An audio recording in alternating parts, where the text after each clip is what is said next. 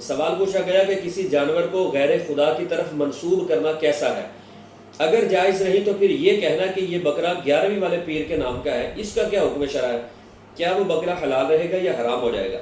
تو یہ مسئلہ خوب ذہن نشین کر دیجئے کہ سرکار غوث اعظم رضی اللہ تعالیٰ عنہ یا کسی ولی، پیغمبر، شہید یا کسی بھی مومن کی طرف کسی جانور کو اس طرح منسوب کر دینا کہ اس جانور کو ذبح کر کے اس کا گوشت تقسیم کر دیا جائے گا یا کھانا بنا کر کھلا دیا جائے گا اور اس کا ثواب فلاں بزرگ کو، فلاں ولی کو یا میرے والدین کو پہنچے، تو اس طرح یہ عمل کرنا بالکل جائز ہے، اس میں کوئی شرعی قباحت نہیں ہے، اور بلا شک و شبہ ہمارے عرف میں اس کا یہی معنی مراد لیا جاتا ہے۔ اب جو لوگ اسے حرام کہتے ہیں تو بطور دلیل وہ قرآن کریم فرقان حمید کی اس آیت مبارکہ کو پیش کرتے ہیں کہ اللہ تعالیٰ نے ارشاد فرمایا انما حرم علیکم المیتۃ والدم ولحم الخنزیر وما اہل بہ لغیر اللہ۔ اللہ نے ارشاد فرمایا بے شک اللہ نے تم پر مردار کو حرام کر دیا، خون کو حرام کر دیا اور خنزیر کے گوشت کو حرام کر دیا۔ آگے فرمایا وما اہل بہ لغیر اللہ، اور ہر اس جانور کو جس پر غیر خدا کا نام پکارا جائے اس کو بھی اللہ تعالیٰ نے حرام کر دیا۔ اس آیت مبارکہ سے یہ لوگ اپنی جاہلانہ سوچ یا کم علمی کی بنا پر یہ معنی اخذ کرتے ہیں کہ کسی جانور کو غیر خدا کی طرف منسوب کر دیا جائے تو وہ جانور حرام ہو جائے گا، لہذا 11ویں شریف کا کھانا بھی حرام ہے۔ اسی طرح ربیع الاول شریف میں جو لوگ جو اہل محبت جانور ذبح کرتے ہیں اور یہ کہتے ہیں کہ یہ بکرا، چھترا، گائے وغیرہ نبی پاک صلی اللہ علیہ وآلہ وسلم کے نام کی ہے، تو چونکہ انہوں نے اس جانور کو غیر خدا کی طرف منسوب کر دیا ہے لہٰذا یہ کھانا بھی حرام ہے اور وہ جانور بھی حرام ہو جائے گا۔ تو چونکہ یہ ایک مارکۃ الآراء مسئلہ ہے لہذا اس مسئلے کو سمجھنے کے لیے دو باتیں ذہن نشین کر لیجئے۔ پہلی بات یہ کہ اللہ تبارک و تعالیٰ نے قرآن کریم فرقان حمید کی اس آیت مبارکہ میں لفظ اہلہ کا ذکر فرمایا، تو لفظ اہلہ کا معنی کیا ہے، اور دوسرا یہ کہ اس آیت مبارکہ کا شان نزول کیا ہے۔ تو لفظ اہلہ کا مصدر احلال ہے، یعنی یہ احلال سے مشتق ہے، اور لغت کی کتابوں میں اس کا معنی لکھا رفع الصوت، یعنی آواز کو بلند کرنا،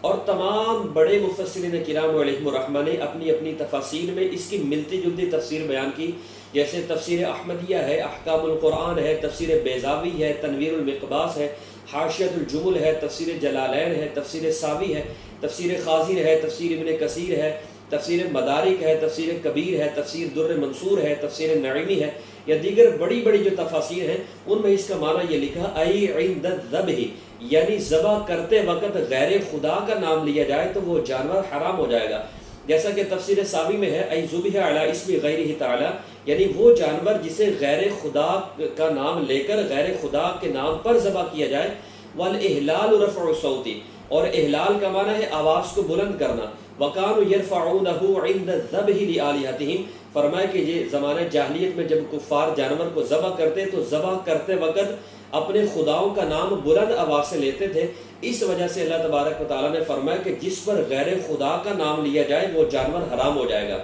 اب جو لوگ اس سے یہ مسئلہ اخذ کرتے ہیں کہ ہر وہ جانور جو غیر خدا کی طرف منسوب کر دیا جائے، غیر خدا کی طرف اس کی نسبت کر دی جائے، وہ حرام ہو جائے گا اور اس کا کھانا حرام ہوگا، حلال نہیں ہوگا، تو یقیناً یہ بہت بڑی علمی خیانت ہے، اس لیے کہ پیارے آقا صلی اللہ تعالی علیہ وآلہ وسلم کی احادیث مبارکہ موجود ہے۔ صحاح ستہ میں کتنی روایات موجود ہیں، جیسے کہ ابو داؤد شریف میں ہے کہ پیارے آقا صلی اللہ تعالی علیہ وآلہ وسلم نے جانور کو ذبح کیا قربانی کے وقت، تو آپ صلی اللہ علیہ وآلہ وسلم نے فرمایا اللہم منک و لک عن محمد و امتہ، تو کہا یا رب العالمین یہ تیری طرف سے ہے یعنی تیری توفیق سے ہے، و لک اور تیرے لیے ہے یعنی تیری رضا کے لیے ہے، عن محمد و امتہ بسم اللہ واللہ اکبر، پھر کہا کہ یہ محمد صلی اللہ علیہ وسلم کی طرف سے ہے اور پوری امت کی طرف سے ہے، اور پھر کہا بسم اللہ واللہ اکبر۔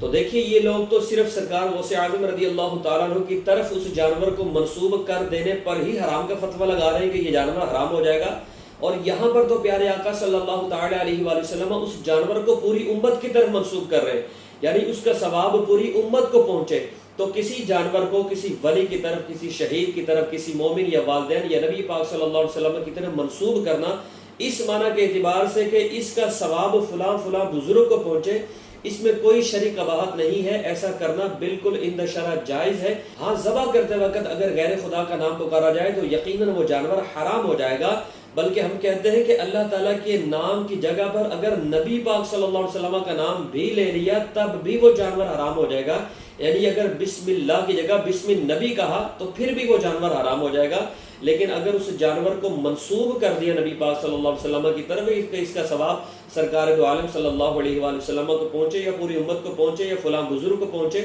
تو ایسا کرنا بالکل جائز ہے، اس میں کوئی شرعی قباحت نہیں ہے. جیسا کہ حضرت سیدنا سعد بن عبادہ رضی اللہ تعالیٰ عنہ کی والدہ کا وصال ہوا تو یہ پیارے آقا صلی اللہ علیہ وآلہ وسلم کی بارگاہ میں حاضر ہوئے اور کہا حضور میری والدہ کا وصال ہو گیا، فَأَيُّ الصَّدَقَةِ أَفْضَلُ، حضور بتائیں کون سا صدقہ افضل ہے؟ تو پیارے آقا صلی اللہ علیہ وآلہ وسلم نے ارشاد فرمایا الماء، فرمایا پانی. تو انہوں نے کنواں کھدوایا اور پھر آپ نے فرمایا هَذِهِ لِأُمِّ سعد، فرمایا یہ ام سعد کے لیے ہے. یعنی اب اس کو منسوب کر دیا اپنی والدہ کی طرف، یعنی جو اس سے پانی پیے گا اس کا ثواب میری والدہ کو پہنچتا رہے گا. تو اس طرح کسی جانور کو منسوب کر دینا کہ یہ سرکار غوث پاک کا بکرا ہے، یعنی اس میں مراد یہ ہوتی ہے کہ اس کا ثواب سرکار غوث اعظم رضی اللہ تعالیٰ عنہ کو پہنچے. ایسا کرنا بالکل عند شرع جائز ہے، اس میں کوئی شرعی قباحت نہیں ہے. اللہ تعالیٰ کی بارگاہ میں دعا ہے اللہ تعالیٰ ہمیں حق سمجھنے کی توفیق عطا فرمائے.